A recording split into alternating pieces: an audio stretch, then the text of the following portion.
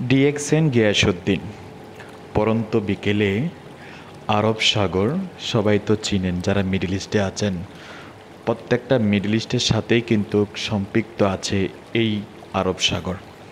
বিকেলে যখন ঘুরতে আসি, অসাধারণ মুহূর্ত।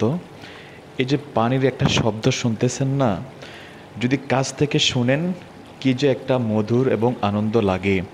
পাশাপাশি এই যে অপর পাশে দেখেন, এটা হচ্ছে বাহরাইন, এবং এর সামনে যদি অপোজিট দেখি সেটা হচ্ছে দাম্মাম, মানে সৌদি আরব।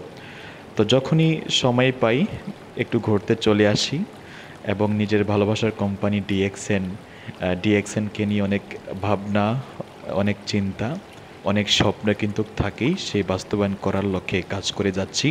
তো যারা আছেন বিভিন্ন দেশে, এনজয় করেন, নিজের লাইফটাকে এনজয় করার চেষ্টা করেন। Thank you very much.